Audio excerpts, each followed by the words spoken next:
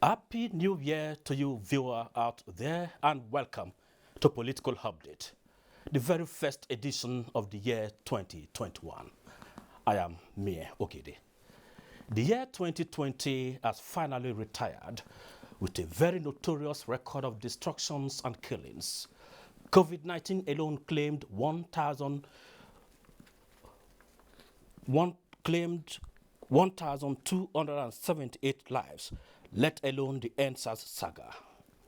For many, the year 2020 may never repeat itself in human history. That is our yesterday, and 2021 has assumed duty already, with almost everyone having positive mindset for the pregnant year. But how can the year 2021 will give its best offering? Many believe the new year requires a new thinking in politics and national unity. So, what are some of the ingredients that promote national unity and refine the political culture in our country, Nigeria? That will be our focus on Political Update today. My guest is a former Speaker of the Kogi State House of Assembly, Right Honorable Bello Abdullahi.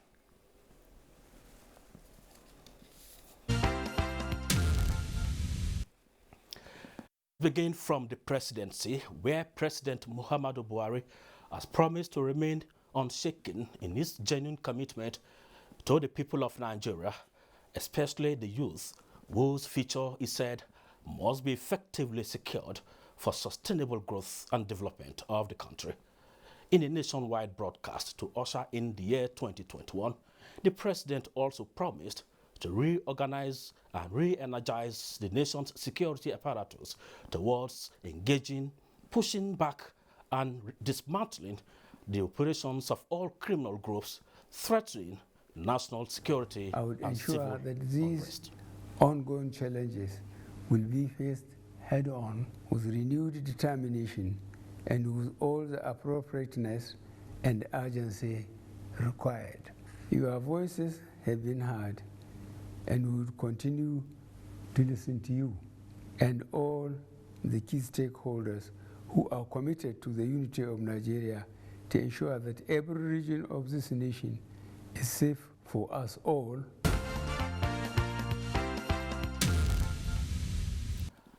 In another development, President Muhammadu Buhari has applauded the outgoing president of Niger Republic, Muhammadu Isufu, and the citizens of the country for the peaceful and successful conduct of the last presidential and parliamentary elections.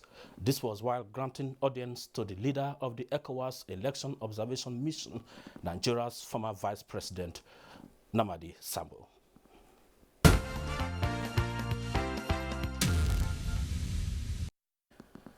Stakeholders of the All Progressives Congress APC from the Southeast have declared their resolve to stand by the policies of the party for the common good of the country. This formed part of their resolutions at a meeting held in Owerri, Imo State. I have decided today that all of us from the Southeast should join the national ruling party, APC, and we are going to reconcile all differences among members of our great party. We are rallying together to form one bloc and eschew all differences and work as a team. We are working very hard to bring in many people into the party, and we are preparing for the elections in Anambra State.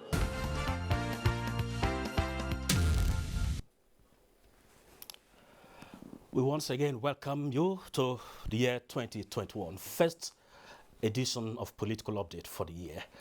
With me in the studio is former Speaker, Kogi State House of Assembly, Right Honorable Bello Abdullahi. You are welcome to Political Update. Thank you, my brother, and Happy New Year to you. It's really a privilege being my first guest for the year 2021. Thank you, I'm privileged to talk. Let's briefly take a journey to yesterday.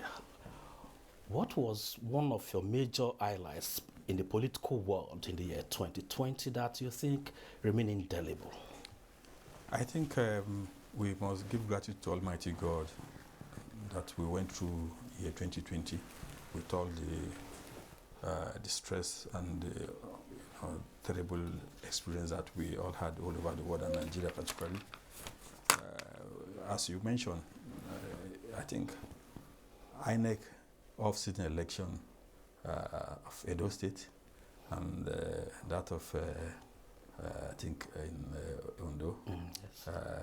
there is really a good, a remarkable, outstanding performance, far away and above the general election of 2019. So I think that improvement is an indelible mark in the political space of the country. Okay, so going forward. Yes, going forward,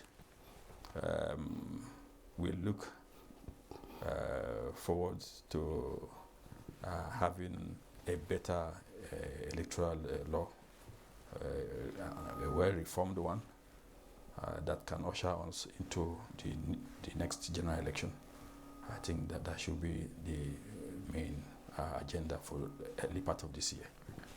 Okay, talking about INEC, INEC is not an island, and but we have other key players in the sector, in the political world, and we make reference to, for instance, political parties, and almost 600 plus cases after the 2019 elections were before INEC, and most of them were from internal party inconsistencies. So, do you think? Going forward, as we approach 2023 elections, preparations have already started. What advice would you give to political parties so that we reduce some of the pre-election cases we experience in Nigeria? Thank you. I think if most of our political leaders learn a lot from President Muhammad Buhari of non-interference with the political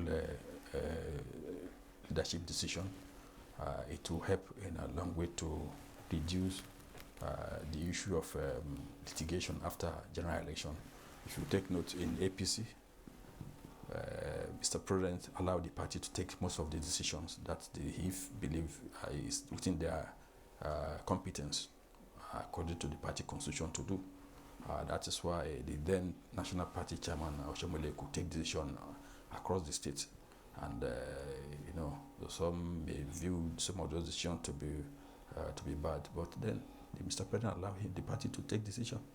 And if other party leaders, talk of other party, we talk of PDP, other parties that are registered, take a cue from the leadership of APC in the person of President Muhammad Buhari, allowing the party leadership, the party structure, to decide whom they want to, instead of imposition.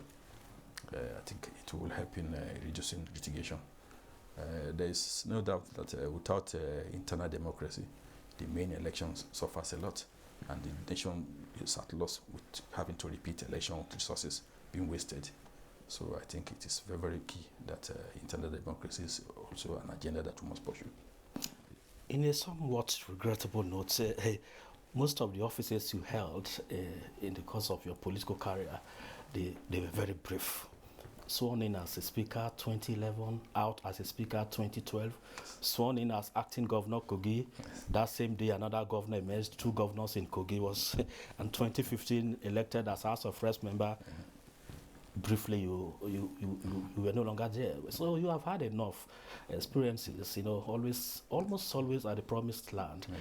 So, how has this experience been like? Was it as a result of misunderstanding between the executive and the legislature that led to this short-lived nature of the tenures? Let me begin from the State Assembly seat itself.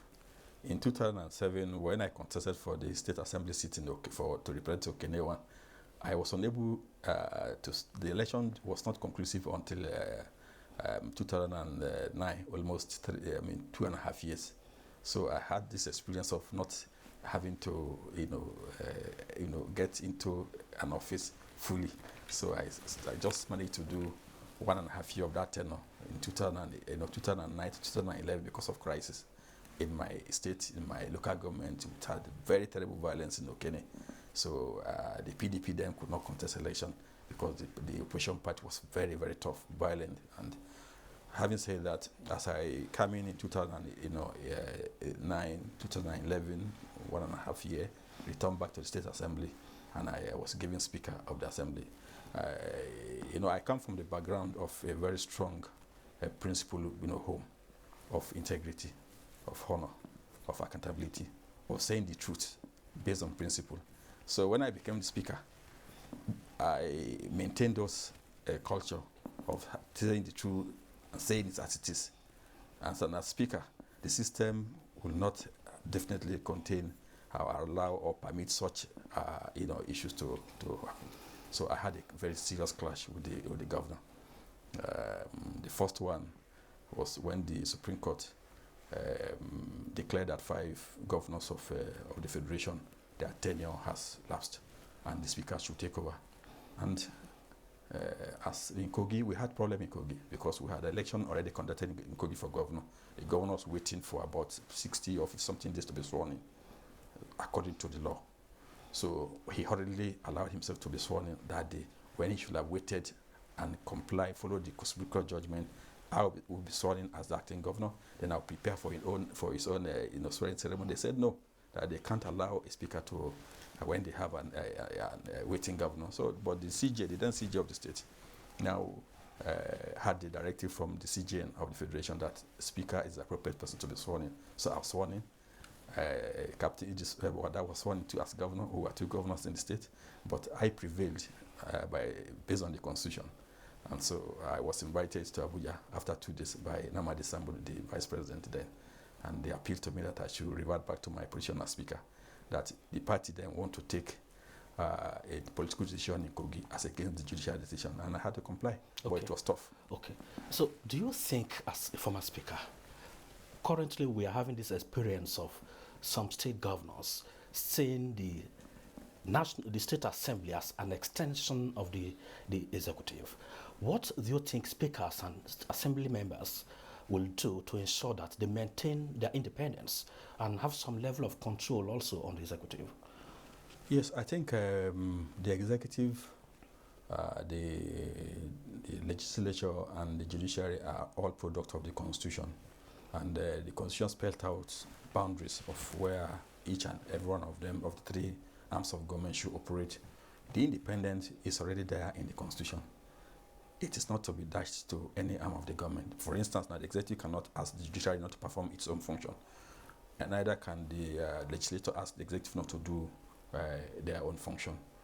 No governor in Nigeria today has been able to draft a budget and just sit down in his office and sign it into law and say it has become a law for the state. No, they still take it to the assembly for necessary action, for review and whatever legislative action has to be taken before the budget becomes an act of the parliament, both at national level and at state level. So many issues like that has to be done approved by the state assembly before the governors can really act on them. But what we are talking about is financial autonomy. Okay. It's financial autonomy.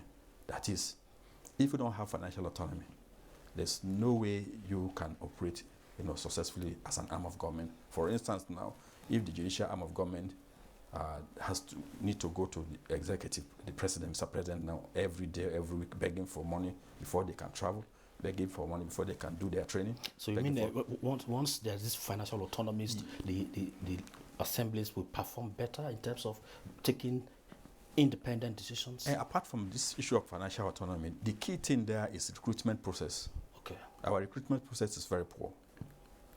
Who are those characters that are recruited to become our state legislatures? It is very, very important. Their training, their perception, their understanding, and the culture of the culture of changing the state assemblyman every 4 years. It affects the quality of performance of state legislative arm of government in the states. So when you set in state legislature to act as lawmakers, and they need a minimum of 2 years to settle down to really know what lawmaking is all about. So by the 3rd year, politics are set in. This is somebody now that the state has put in resources to train for 2 years in the act of making law, who will be leaving in the next 1 year again, and another set will come in to replace them, and they will the new set now will have to be. So we continue to churn out the turnover is too high, it's too frequent and high at the state level. So do you want the legislature to be part-time? Yes, if it's part-time, it's good. If the legislature is part-time, it's good. If, for instance, to add value to our democracy. But I doubt whether part-time will be more effective than the present practice. Okay, away from that, do you believe in party ideology? Yes, of course. And you said, quoting you direct, I came from the background of integrity and saying the truth. Say that is you. But you were once a PDP member, but today you are in the APC. Yes. Does that give you some sleepless nights in terms of your character? Yes, you see, you have to ask questions as to why did I shift political party base. When my crisis at state level came up, I stepped down, I resigned as Speaker of Kogi, and I continued to function as a member representing Okenewa at the State Assembly. So the party, the platform upon which we seek to help to represent our people, that was PDP then, began to do what they like. And the moment any individual that I interact with, either as an institution, an individual, or group, begin to go outside the rules, no matter the attraction, I'll leave. So that is what made me to move into APC, thinking with all the hope that with the character of men coming together to form APC, General Buhari then, as he was done, called not a president but now a president, Atiku Abubakar, Asiwaju, Bola Tinubu, and most of them, late Prince Abubakar in Kogi State, some of these prominent Nigerians, we believed definitely we could come together as a team to rescue the country, and I moved into APC. So it is not because so it's about the country at heart. It's about the service to people. Yeah. The people, where exactly can I stay to serve my people to the best of my interest. But what advice would you give to political parties? Because currently in the country, we have they have trimmed down the number of political parties. But do you think the issue of ideology is a major challenge? Yes, ideology is a major challenge because we've moved far away from the Second Republic, when we have good political parties like UPN and NPN and NPP, where you see people, the party then be a very quality, symbol of change, a good one. You have UPN led by late Chief Aolo. You have Azikwe, late Chief Azikwe leading NPP, and we have Shehu Shagari and others leading NPN, and even the smaller party led by PRP, led by Aminu. You see ideology, you see their intention, you see the drive, but today such things are gone. What do you see in 2023 in terms of the political climate? Do you see a kind of smooth exercise, or you think there are issues you are bothered about that they need, the political class and INEC need to work on? Yes, of course. I think the political class, particularly the National Assembly, needs to hasten their steps towards giving the nation an amended, electoral act that can usher in a better election, peaceful election, just reminiscence to what happened in 2015 and general election, where people voted, and they voted very well, and the vote counted. I must give kudos to INEC to the off-season election of Edo and that of Ondo. It was, it was a complete dispatch, dispatch from the general election of 2019. So Edo election was a good election, and that of Ondo. So I believe INEC will build on that to give us a better election if they have a better electoral act. You are a farmer also, apart from being a politician. Yes. You have farms, and the issue of security is a concern to you. But what do you think every individual can do to ensure that the current state of insecurity is properly handled, in way of assisting the government and the security agencies? I think this question is a good one, in the sense that we must give kudos to Mr. President in his today's speech, in his address to the nation, which is a very reassuring address with hope. He has given the entire nation the hope that he's ready to ensure that lives and property are protected across the length and breadth of the nation. Having said that, there's no doubt that security has been a worrisome issue throughout the last few years in Nigeria. Like as you said, as a farmer, I couldn't stay in my farm because I'm afraid if I'm there, some people will come to kidnap you and demand for ransom, and I don't have money to give anybody. So it affects the activities of the farm, it affects our output, and it is the same story, the same experience across the federation. Farmers, either those in the farm have been driven away or killed or maimed. So I think we need to quickly add our contribution towards community effort, towards policing ourselves. Even if we are not armed, at least we should organize ourselves in such a way to complement the national police. And in addition, the government should, as a matter of urgency, employ massively into the Nigerian police who have the human resources available. As I don't know why they think that we cannot, massively employ our people, our younger, ones into the police force in order to give us minimum security.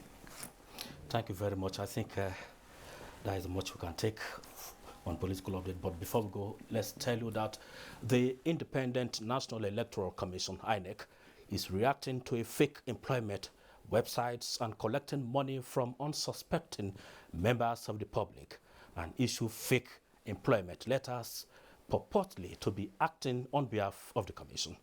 INEC says the commission suspended its recruitment program in May 2020 and advised everyone to discountenance all rumors of recruitment and letters of employment and recruitment purportedly emanating from the commission, and duly informed the security agencies of the scam that is ongoing.